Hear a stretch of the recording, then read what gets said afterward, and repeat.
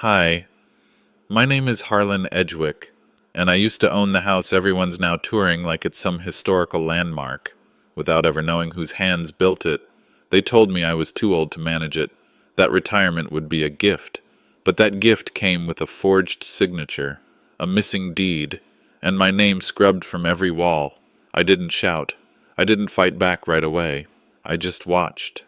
As they renamed my home, sold it as part of a legacy I wasn't part of. But now I wonder, when they silenced me, did they think the wood wouldn't speak for itself? And what do you do when the house they took still remembers you? The air inside Ashland Community Hall carried the scent of frosting and pine-scented cleaner. I stood at the entrance longer than I should have, staring at the glossy white banner hung above the stage. "The legacy continues," it read in looping script, flanked by gold balloons and a cardboard cutout of Karsten, my son, beaming in a business suit. There was no mention of my birthday, not even my name. I adjusted my collar, the one Lorraine used to starch just right, and stepped inside. The noise hit me first. Laughter, clinking glasses, kids' feet on the wooden floor. Neighbors waved, offered smiles that felt too practiced. Karsten strode over, arms wide. "Dad." He kissed my cheek like a politician. Minerva followed behind him, her smile all teeth and no warmth. "It's all for you, of course," she said, handing me a cup of sparkling cider.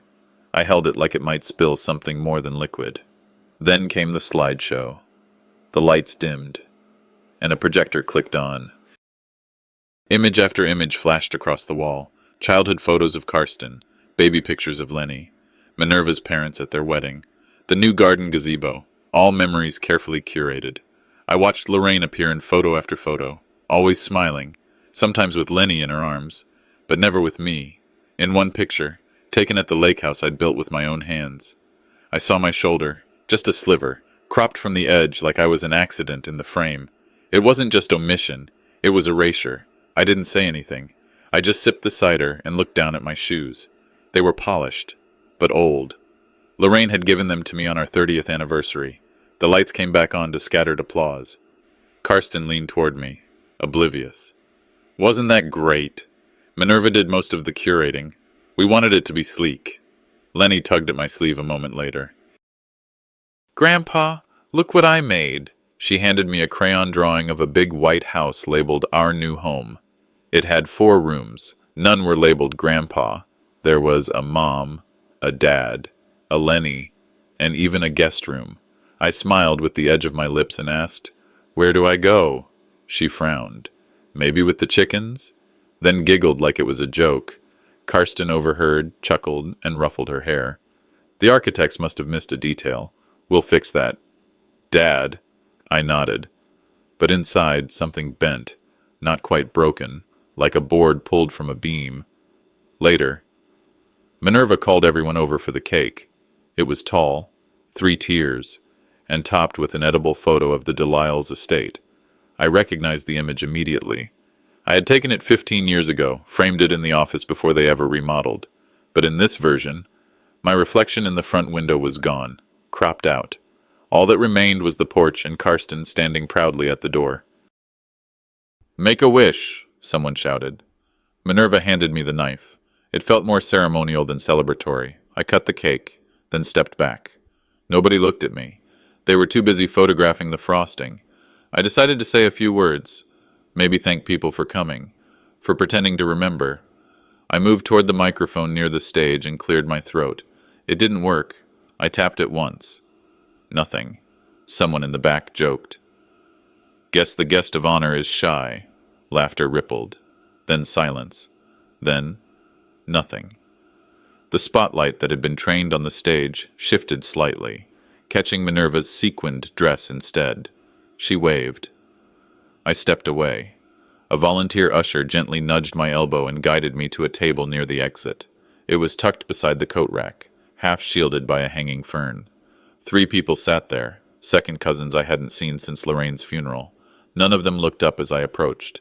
My name wasn't on a place card. Just reserved.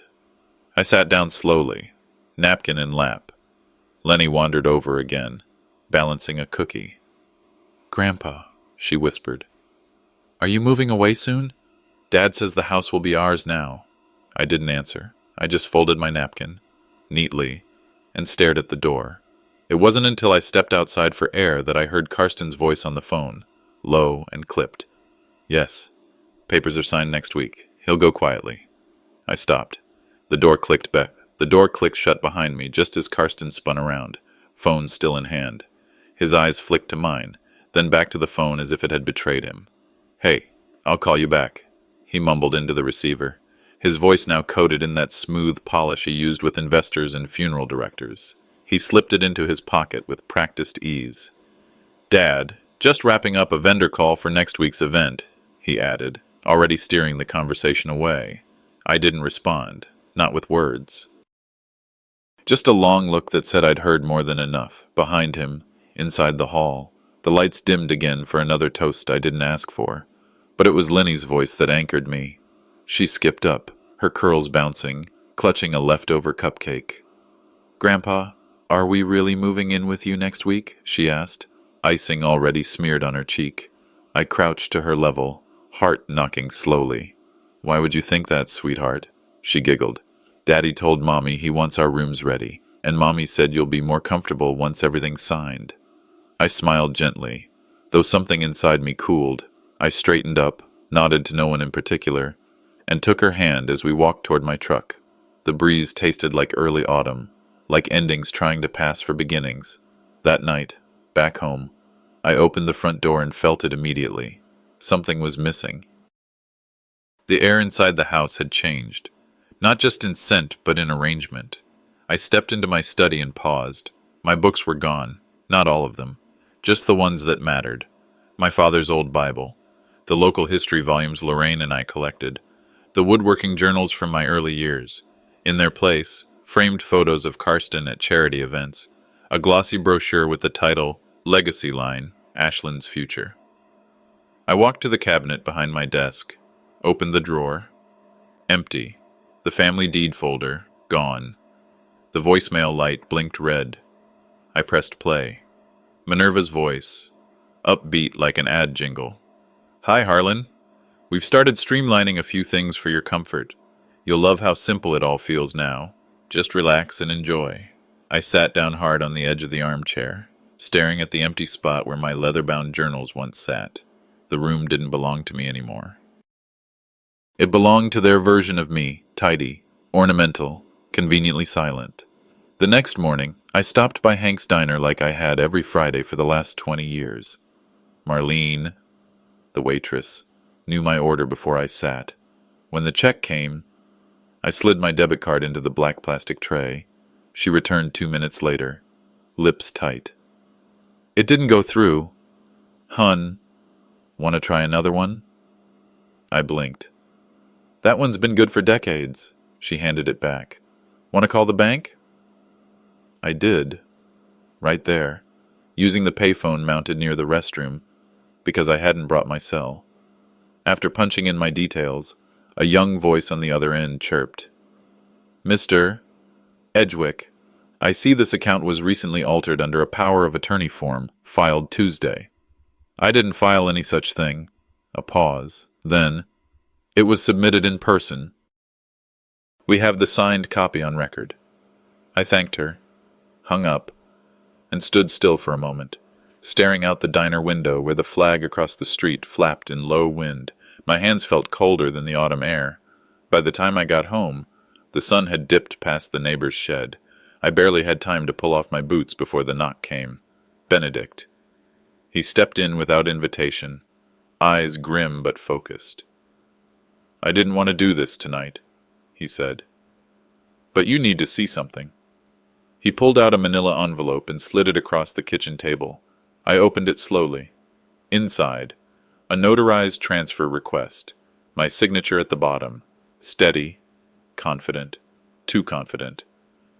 I've seen your handwriting for decades.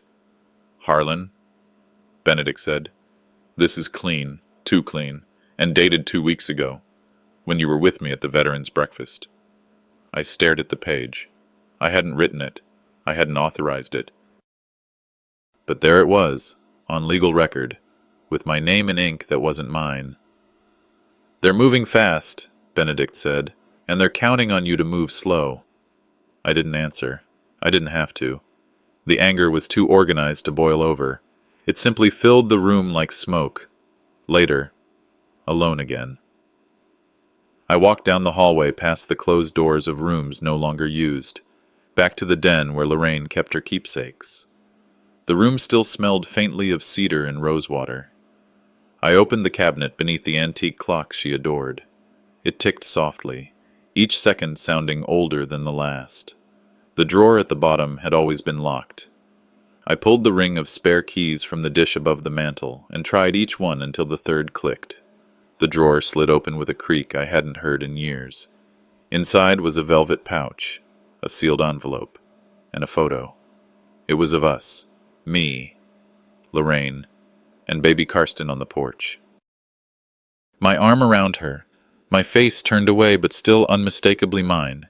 In the new family album, that arm had vanished. Now, holding the original, I finally understood. They weren't just taking the house, they were taking me out of the story. The clock ticked louder than usual that morning, as if it too wanted to speak before it was too late. I hadn't slept much, not after what Benedict showed me. The stillness of the house only made every thought louder. I swung my legs over the side of the bed and sat there for a moment, my palms on my knees. Lorraine used to start mornings with humming and the smell of coffee. Now there was only the buzz of nothing. I padded into the hallway barefoot, the floor colder than I remembered. Furniture had shifted. The family photos on the staircase wall had been rearranged. My face, in nearly all of them, was either blocked by glare or replaced entirely. The collage of Lenny's birthdays, my side cropped. The one of Lorraine and me on our anniversary, gone. On the dining table, a neat stack of folders awaited. Legacy Line Property Group. One lay open, and on the first page, a render of my own house sat proudly under the heading, Phase 1, Repurpose. A small, polished frame leaned against the sugar bowl. Let go of the old to embrace the future. I didn't put that there. I reached for my phone.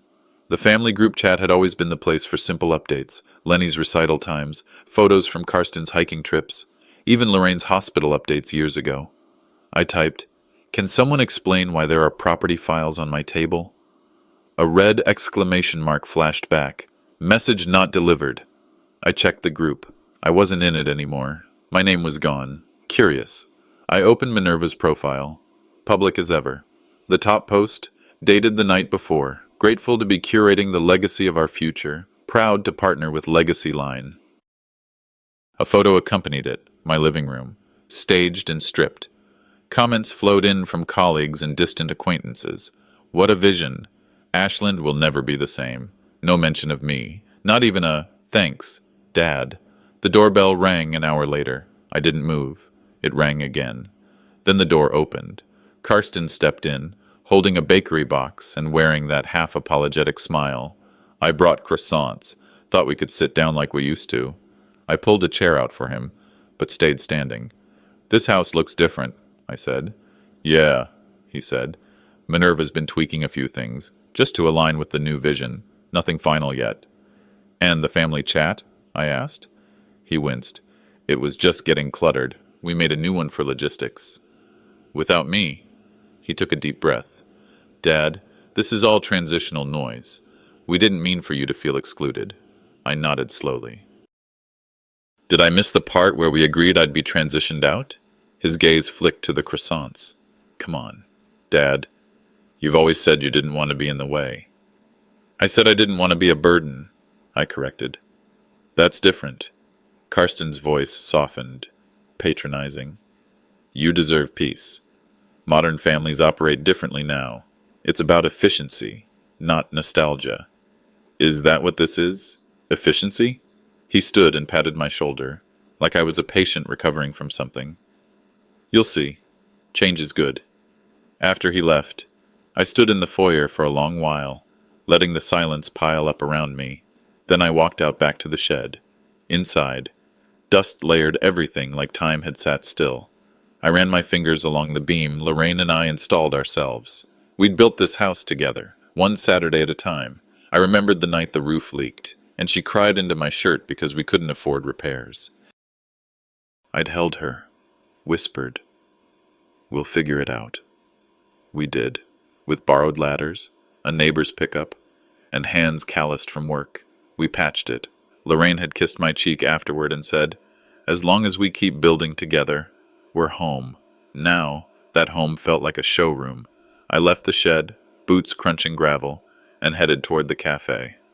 The place buzzed as usual. Hank was wiping down the counter, and the same 3 men occupied the front table. But no one waved. A new flyer on the community board caught my eye. I stepped closer. "Legacy Line Homes, Reimagined Family Living," it read. Front and center in the image, my porch, my chairs, my home. I walked back home slower than usual. Every house I passed looked more like mine than mine did. That evening, as the light dimmed, I heard Lenny's voice whisper outside my bedroom door. "Mom says Grandpa's just in the way now, but I don't think so." I didn't speak. I just pressed my hand flat against the wood where her small hand might have been, and stayed there until the hallway light blinked off. The air in the hallway felt dense as I stepped toward the old clock. It was still ticking, steady, reliable. Lorraine always said it was her favorite thing in the house. "Because it outlives storms," she told me once. I knelt down, opened the lower panel, and slid out the shallow drawer. Inside was a single envelope, yellowed, brittle at the edges. My name was written in her slanted script. "To Harlan, if you ever feel replaced." I held it a moment before unfolding it. The ink had faded, but her voice spoke clearly through every line. "Don't let them take what we built. The house is yours until your last breath. The deed is in Benedict's second file drawer. You may feel small in their world, but this house is your truth. Hold the line. Love, L." The letter trembled in my hand, but my eyes didn't. For once, the tears weren't from grief. They were from something steadier. Reclamation. I left the drawer open and called Benedict. He showed up before lunch, wearing the same rumpled blazer he always refused to throw out. I held out the letter without saying a word. He read it silently, nodding once, then walked straight to the kitchen table, pulled out his briefcase, and opened a folder marked Estate Lorraine E. From the bottom, he retrieved a thinner file, one I'd never seen. Inside was her handwritten will, pages marked in blue ink, each line deliberate. "Full property rights remain with Harlan Edgewick until death. This home cannot be sold, transferred, or developed without his consent." My hand tightened around the edge of the table. "Why didn't you ever tell me?" Benedict closed the file. "She asked me not to. Said you'd only need it when they made you feel like you didn't matter." "I think she knew you'd hang on longer than most." "I did. I know." He dialed a number. Didn't explain much. Just said, "Favor. Emergency review. Yes, filing today." Then he handed me a new document. "Sign this. Affidavit that you never relinquished rights. They've built this case on silence. It's time to speak back." I signed. The pen didn't shake this time. "You're not just a victim now," Benedict said. "You're a claimant." Later that afternoon, I walked the perimeter of my home. I touched the railing of the porch, traced the initials I once carved with Lorraine into the beam, the only graffiti we'd ever agreed on. I turned the corner and saw it tacked to the garage door, Minerva's design mock-up. Legacy Model A1, the Edgewick. My name now branded on prefab housing. They'd turned me into inventory. I sat on the back step and looked over the yard where Lenny once played hide-and-seek in the lilacs. She padded up beside me quietly, holding a juice box in one hand, a twig wand in the other. She didn't speak right away, just sat. Then, "Why don't you say anything, Grandpa?" I glanced at her. She was so much Lorraine, and none of Minerva. "Because sometimes silence carries more truth than shouting." She tilted her head. "But maybe now, it's time to speak?" I didn't answer. I just pulled her gently into my side, kissed her temple, and nodded. That night, Benedict texted, "Legacy Line Homes Council requests mediation before injunction. They're nervous." I reread Lorraine's letter before bed. The the folds now softer with use. "You built the foundation," I whispered. "I'll handle the storm." The courier arrived just after breakfast, dressed like someone delivering news too polished to trust. I didn't open the envelope right away. The ivory cardstock felt thick, expensive in a way meant to signal importance, not sincerity. Printed in block lettering across the top, "Legacy Appreciation Gathering, celebrating transition and vision." There was no mention of my name, not even a vague father or family patriarch, just slogans and a gilded RSVP card I didn't return. Benedict leaned over the kitchen counter, reading it upside down. "You should go," he said. I folded the card in half, slowly, then in half again. "That's not an invitation," I said. "That's a press release." But I went anyway. The community hall looked the same, rows of rented chairs. String lights from last year's autumn gala still hung like cobwebs no one bothered to take down. But today, everything had been rearranged. On the main table stood a tall cake shaped like a blueprint scroll, and beneath it, a plaque that read, "From Legacy to Lineage." Karsten stood, front and center, glass raised, surrounded by a circle of smiling colleagues and neighbors. "Today," he began, "we toast not just to my father's years, though they were generous, but to the future he hands us willingly." Laughter. Applause. Cameras clicked. I didn't stand, didn't raise a glass. My jaw tightened as I felt Minerva's hand press lightly against my shoulder before she drifted back into the crowd. No one noticed that I never clapped. When the toast ended, the lights dimmed. A large screen lowered. Minerva took the mic, dressed in a silky navy suit that matched Karsten's pocket square. "What you're about to see," she said, "is a journey of vision, persistence, and family." The video rolled, a montage of Karsten's high school robotics awards, his real estate ribbon cuttings, his TEDx talk about preserving emotional equity through spatial design. Applause echoed at intervals, not a single frame of me. At one point, a younger man leaned in from the row behind me. "Didn't you build that house he's talking about?" I gave a short nod. He didn't say more, but the glance he gave afterward lingered. When the video ended, Karsten took the mic again, basking in the soft spotlight. I rose from my chair. "May I say something?" I asked, voice steady. Minerva was there in an instant. "Let's keep the energy forward-facing, shall we?" I looked at her, not angry, just tired. Karsten cleared his throat. "Dad, maybe we talk after." People looked away. Some adjusted their jackets, others checked their phones. I sat back down, but I didn't stay silent. Later that evening, back home, I drafted a formal objection with Benedict's help. We gathered the event footage, especially the part where my home was described as a visionary prototype gifted by a father to his son.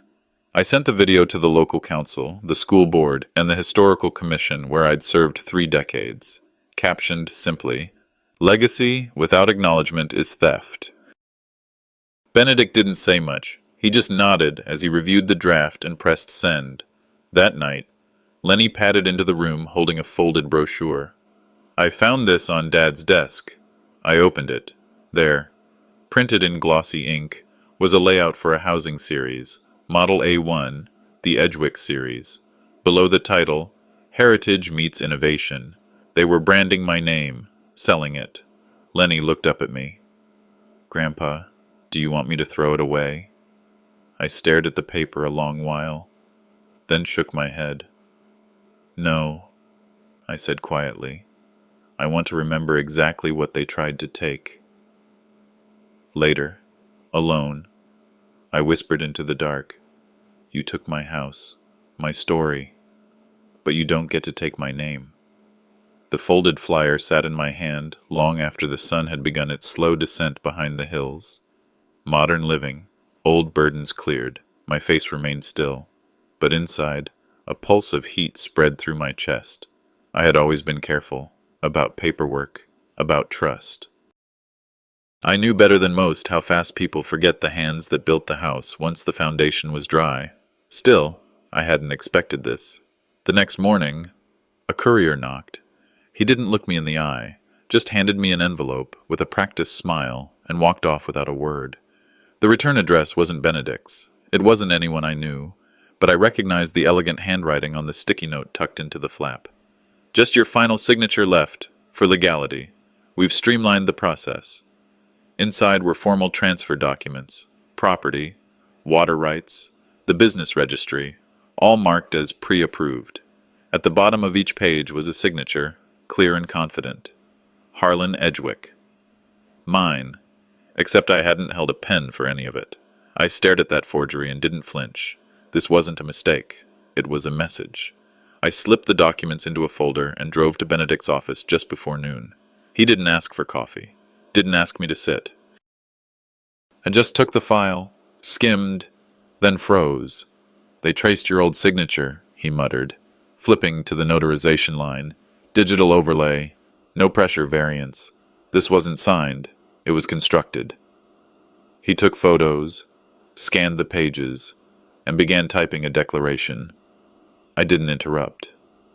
Watching him work reminded me why Lorraine trusted him with everything short of our daughter's birth certificate. We both knew what this meant. This wasn't them hoping I'd go quietly. This was them betting I wouldn't even notice. It wasn't 2 hours later when I heard the knock again. This time, Minerva was all smiles and perfume. Karsten stood behind her in his usual navy blazer, hair sharp, tone sharper. We wanted to talk face to face, Minerva began, her voice too bright. There's a beautiful spot available at Sunny Ridge, independent living, light social programs. You'd love it. She handed me a glossy pamphlet. I didn't look. Karsten stepped forward. Let's not make this harder than it needs to be, Dad. I raised my eyebrows. Harder for whom? We covered the first 3 months, Minerva added, as if she'd offered me a birthday cake. It's just a soft landing. I walked to the kitchen without replying, set out 3 mugs, boiled water, Earl Grey, Lorraine's choice, and one I kept for moments like this. I poured evenly, set the sugar out, and handed them each a cup. I won't be signing anything, I said calmly, and you'll need to try harder if you want to intimidate me. Minerva's hand hovered above the sugar bowl, but didn't move. Karsten cleared his throat. You think this ends here? I sipped. No, but you'd be wise to believe it begins here. They left in silence. On the porch. Karsten paused, turned halfway back, and said, We'll make this official, one way or another. I closed the door before he finished. That evening, Benedict filed an injunction. Emergency freeze on all property actions tied to the Edgewick estate. The local register acknowledged the challenge. The developers, they went quiet. We didn't stop there. We drafted a statement, factual, measured, unflinching. We sent it to the local paper, the town council, and the county land board. The headline read, Inheritance doesn't entitle you to erasure. I watched from my porch the next morning as the mail truck rumbled past. No delivery.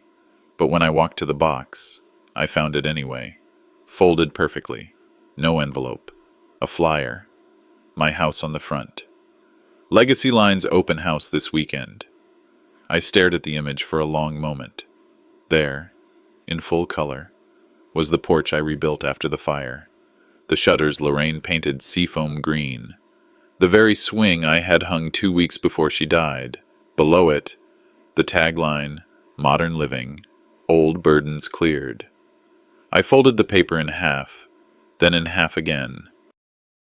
My voice was steady, though no one was around to hear it. Let's clear something up then. The morning fog hadn't yet lifted when I reached the footpath leading to my own house, or what used to be mine. A banner stretched across the gate. Legacy Line Homes, open house this way. Beneath it, strangers milled about, sipping complimentary coffee, admiring the innovation. There were no traces of the porch railing I hand-sanded in '88. No scent of Lorraine's lemon balm at the walkway. Just lavender-scented flyers. A young woman with a clipboard greeted me at the entrance. Here for a tour or to inquire about investment? I'm here to remember, I said. My voice even. She didn't blink. She offered me a wristband, green, and motioned me in. Nobody asked who I was. Nobody knew. Inside, it felt colder than it had in January. White walls, polished floors, and fake family portraits. A placard at the foot of the stairs read, "Redesigned with a contemporary vision." I stopped in the kitchen, where Lorraine and I had danced one New Year's Eve. Just us and a portable radio. Now, a video loop projected across the backsplash. Minerva's voice echoed through hidden speakers. "We've reclaimed history to redefine home." Each room had signage, listing renovation stories. None were true. The beams were described as distressed for aesthetic. I'd spent 3 summers planning those with hand tools. People wandered by, complimenting the refreshing lack of clutter, praising the emotional minimalism. A couple stood in my former study and chuckled. "You can tell no one old lived here." I didn't correct them. I stepped outside to clear my throat and found Ray arriving. Arms full of carved cedar coasters, pieces he and I made together for Lorraine's memorial fundraiser. Security stopped him at the gate. "This event is private for prospective buyers," the young man said without making eye contact. Ray nodded toward me. "He's the owner." "No, sir," the guard said. "He's a guest." "He built this porch," I added. "We don't need distractions," the guard replied, shifting his weight with the certainty of someone reading from a script. Ray didn't argue. He placed the box of coasters on the sidewalk and left. Back inside, I picked up one of the glossy brochures. The Edgewick series, starting at 1.2 M. A QR code led to a video clip of Karsten speaking from the deck I poured in 94. "The Edgewick name lives on," he said, his smile too smooth. "But it's time for new blood to carry it forward." Then Lenny appeared beside me, whispering low, "They didn't even save your tools. They threw them in a box and called it cleanup." My jaw clenched, but I nodded. We both left without taking a brochure. That night, I sat at the kitchen table, mine, this time, and wrote, "To the editor," I began. "You can't build a legacy on lies." I detailed the false histories, attached pictures of the real work.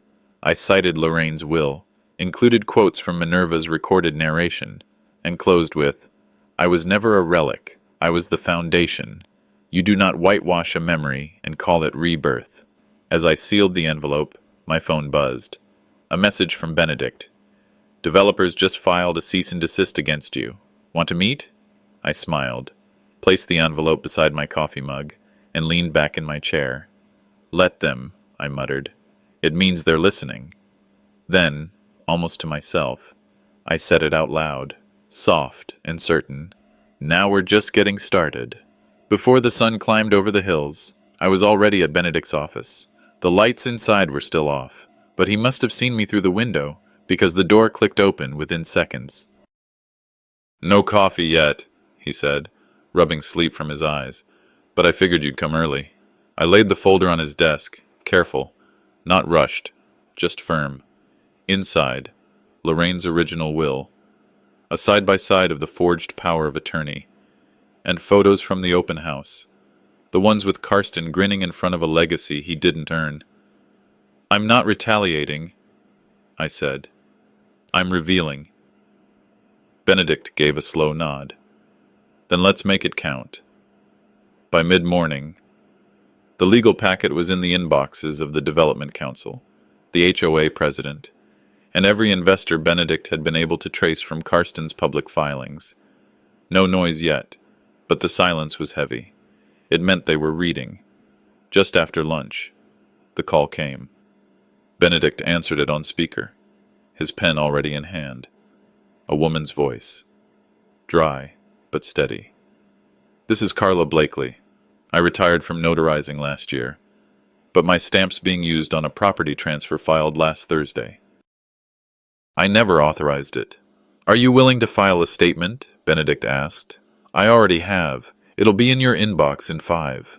The document she referred to had been used in the forged deed transfer, the same file Karsten waved under my nose last month, claiming I'd signed away what I built. "This," Benedict said, tapping the desk, "is irrefutable." By late afternoon, I was seated across from Karsten and Minerva in the Legacy Line boardroom. The long glass table between us felt more like a moat. Their lawyers were already postured for defense, tight suits, pens poised. Karsten tried charm first. Dad, we wanted to honor you. Legacy line is our way of carrying your vision forward. By deleting me from the deed? I said evenly. By scrubbing my name off the foundation? Minerva kept her hands folded, but her knuckles whitened. Benedict placed a letter in the center of the table. Lorraine's handwriting, strong, deliberate. Her words, not mine. If anyone tampers with the land or my husband's name, they forfeit my blessing. This isn't business. This is betrayal. No one spoke. The room stilled. The door opened suddenly. In walked Lenny, hand in hand with Benedict's assistant. She clutched a folded paper. I drew something for Grandpa's house, she said, placing it beside the letter. A child's drawing. A red-roofed home with a big porch. Underneath, in crayon, not for sale. Minerva inhaled sharply. Karsten's jaw twitched. It wasn't evidence, but it was truth, and everyone in that room knew it. By evening, Benedict filed for a permanent freeze on all related property actions. News had already started to ripple through investor networks. A few quietly pulled out. A board member emailed Benedict directly. We were unaware of the full context. Please consider us withdrawn. I didn't wait around to gloat. I walked out first. My footsteps echoed through the lobby, and I didn't look back. That night, as I settled into my chair with a cup of decaf in my notebook, my inbox pinged. A name I hadn't seen in years, Denise Marston, one of Lorraine's oldest friends from nursing school. Her message was brief.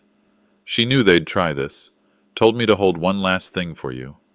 Attached was a scanned image, an envelope, Lorraine's handwriting across the back, for when they try to rewrite history. I leaned back, the hum of the kitchen fridge filling the quiet. Whatever was inside that envelope, Lorraine had written it with intention. Her voice wasn't done yet, and neither was mine. The envelope arrived with a soft knock. No doorbell, no signature. Just Denise, Lorraine's old friend, standing with a quiet smile and a nod that didn't need words. She pressed the envelope into my hands and turned back down the path. Inside was a note, handwritten in Lorraine's sharp cursive. You were never supposed to vanish. Let them hear your truth. Beneath the paper, a small memory card labeled The Last Tour. I hesitated only a moment before sliding it into the reader at my desk. The screen flickered. Then Lorraine's voice filled the room. This is the hallway Harlan laid by hand, oak tongue and groove, done in winter, when his knees ached the most. The camera followed her as she moved through our home. Each room wasn't just a space. It was a memory she narrated with exact detail, time-stamped 2 years before Karsten filed any rebranding claims. Her voice never trembled, but I did. I didn't change a word. I forwarded the file to the Ashland Chronicle with a short cover letter. They renamed it. She recorded it. By mid-afternoon, the Chronicle posted the story. Headline, The Man They Tried to Edit Out. Lorraine's video autoplayed on their front page. In less than an hour, the comments piled in. That voice, that's history. My grandpa taught me to sand floors. This made me cry. Within a day, the view count hit 6 figures. Legacy Line shut off comment sections across their platforms. Their last post, a reshare of Karsten's promotional video, was flooded with screen captures of Lorraine's narration. The public wasn't just angry, they were invested. Investors pulled out in real time. By morning, Benedict forwarded me a leaked internal email. We must reassess the messaging. Image erosion is significant. The board voted to suspend Karsten pending review. Minerva released a statement later that evening. What was meant as tribute became mistake. We hear you. It was a whisper in a room that already knew better. The next day, I walked into the Ashland Community Center to return a library book. Before I could reach the counter, a teen boy approached me. His jeans were torn at the knees, hands ink-smudged. You're Mr. Edgewick, right? He asked, eyes wide. My dad said you taught joinery that lasts generations. Can I learn from you? I nodded, unsure how to reply at first. He handed me a flyer he'd made on school paper, crooked lines, pencil smudges, and a heading, Learn the Old Ways. Behind the desk, the librarian handed me an op-ed clipped from the local high school paper. Why grandpas matter more than brand names. It read. I sat on my porch that evening with the pages folded neatly beside me. The wind moved through the beams overhead, ones Lorraine and I stained one rainy summer when we couldn't afford contractors. From inside, Lenny's laugh rang out from the kitchen. Not a big laugh, but enough to settle something in my chest. The house spoke louder than I ever did, I murmured, and then, quietly to myself, and it was always her voice that carried furthest. Just before night fully settled, my phone rang. The number was local. A woman's voice came through, kind but formal. Mr. Edgewick, I'm calling from the city's Cultural Affairs office. We'd like to name the new woodworking wing at Ashland High after you, if that's all right. I looked up at the beams above me, the ones I shaped with hands that now trembled only when holding truth too long. I answered slowly. Only if it includes her name, too. The mail came late that morning. One envelope bore the city seal, another, slick with developer branding, and the last, just my name scrawled in a hand I hadn't seen since Christmas 2 years ago. The official letter read like every apology does, safe, delayed, scrubbed clean. We acknowledge the oversight, it said, and sincerely regret any unintended consequences. The next envelope was an invitation to speak at the Ashland Civic Storytelling Series. Theme, Building Roots. I chuckled at the irony. They wanted the old man's words now, after trying so hard to erase his silence. The third envelope held fewer words but cut deeper. Karsten had written, I didn't think you'd fight this hard. I set them all down beside my coffee mug and murmured, they only called me old when they thought I'd stay quiet. 2 days later, the Woodworking Center installed the new plaque. I didn't go to the unveiling. Instead, I stood at the head of a worn maple workbench with 5 people, 2 children barely tall enough to reach the clamps, a retired nurse from down the street, a teenage girl who reminded me of Lorraine and how she ignored pretense, and a man with hands more used to spreadsheets than sandpaper. I showed them how to bevel and edge by eye, not ruler. Trust the grain, I said. It's been here longer than us. Someone asked about the nameplate. I shrugged. They got it right this time, but that doesn't mean it's why we're here. Later that day, a local journalist called to confirm. Karsten had resigned permanently from Legacy Line. Their new leadership promised community engagement and transparency moving forward. Minerva sent a letter by courier. It read, For what it's worth, I regret what we erased. I folded it once and slipped it behind the bread box. I didn't need to reply. On Saturday, I took a walk downtown. The bakery owner nodded from her stoop. A barista waved from behind a window. When I stepped inside, she handed me a paper cup without asking. We kept your usual Mr. Edgewick. As I passed the town square, I noticed a mural going up on the western wall. It wasn't finished, but the phrase was already clear. Hands that built, voices that last. One hand in the painting wore a familiar ring, Lorraine's ring. I stood there longer than I meant to, just watching the painter dab careful strokes into the outline of her wrist. Something settled in me, quiet but solid. I turned home before dusk. At the kitchen table, I opened the wooden box Lorraine had kept under our bed for 40 years. Inside were old tax forms, receipts with fading ink, and letters we'd once thought important enough to keep. Near the bottom was a yellowed envelope with a copy of the loan Lorraine had taken out, her name only, to open our first tool shop. Debt settled. Lesson learned, I whispered to no one. Then I wrote one last check, not for bills or burdens, but to the scholarship fund at the Woodworking Center, earmarked for teens who want to build more than just resumes. That night, Lenny curled beside me on the couch with her sketch pad. Want to see something? She asked, climbing onto my lap. She held up a drawing of a cottage with crooked shutters, wildflowers around the steps, and smoke curling from the chimney. On the roof was a label in her blocky print. Grandpa's house. Always. I didn't speak. Just looked through the living room window at the porch light I hadn't replaced since Lorraine passed. Maybe the house was never the legacy, I said finally. Maybe it was how we lit it. The morning light reached the porch before I did. It draped across the worn boards like an old quilt, quiet even, and warmer than it had any right to be for late March. I sat with a slow exhale, taking my place in the chair that Lorraine and I had sanded ourselves in '86, back when the kids still believed wood could last longer than metal. Lenny stepped out behind me. She didn't say anything, just placed the tea beside me like she always did lately. No clink, no sigh, just presence. A bluebird landed on the railing, just like the kind Lorraine used to whistle to. I watched it tilt its head, blink, and then take off again. Peace, I thought, wasn't always a celebration. Sometimes, it was just the absence of noise. Inside, the house breathed with me. I walked through slowly, not like a man checking on rooms, but as someone remembering what they used to hold. Some walls were bare now, intentionally. I hadn't replaced the pictures of us that once lined the hallway. I'd taken them down myself, frame by frame, and left the hooks empty. Some stories were best unfinished. I opened a drawer in the bedroom and placed Lorraine's last note in a velvet pouch I'd bought on a whim, slid it gently in, then shut the drawer without locking it. Late afternoon, a knock. Not a delivery. Not the newspaper boy. Too hesitant. I opened the door and saw Karsten. No entourage. No camera crew. Not even a comb through his hair. "I came to see if the light was still on," he said, eyes not quite meeting mine. I stepped aside. He sat down beside me, same chair he'd carved initials into when he was 12.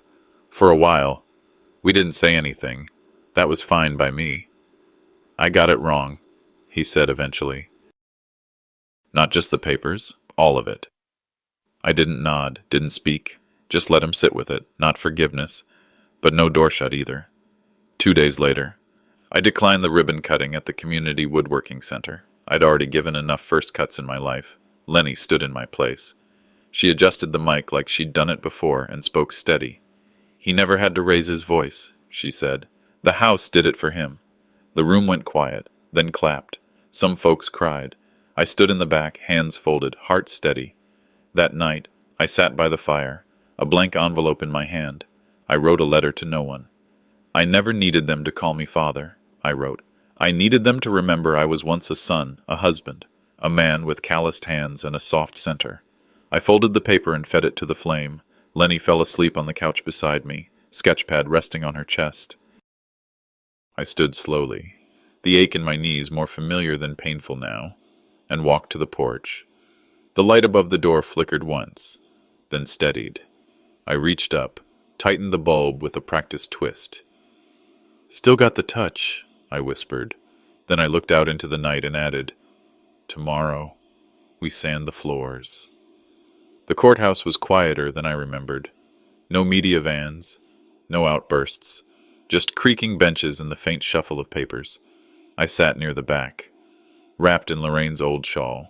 Benedict stood like he'd done this his whole life, but even he paused before playing the video one last time. Lorraine's voice filled the room, measured, proud, unwavering.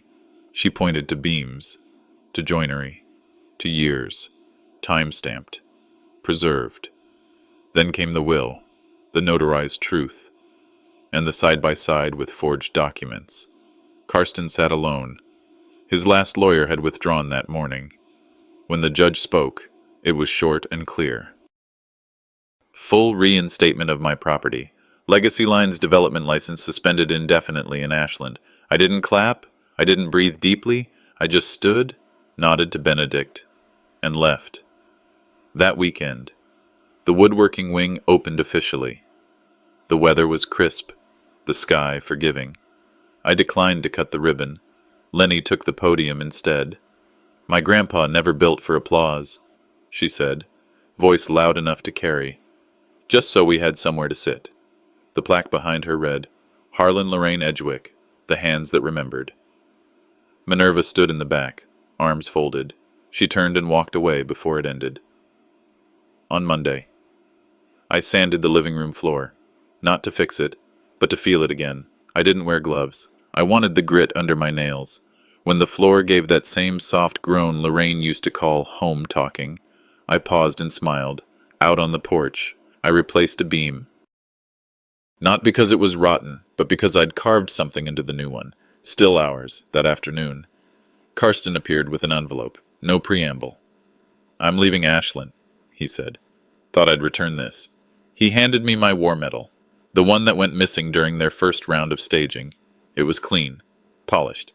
"I got it cleaned," he added. I took it, nodded. No words. Not every silence needed to be broken. That evening, I stood before a modest crowd at the town's Elder Wisdom Night. I wasn't scheduled, but when the host asked for final words, I rose. "You don't have to shout to be remembered," I began. "Just outlast the ones who thought your silence meant surrender." The applause was slow, then steady. A few stood. I didn't look for faces. I just walked off stage and into the cool night air. Lenny met me halfway home. She grabbed my hand the way kids do when they think too hard. "Can I live here when I'm old?" I looked down at her.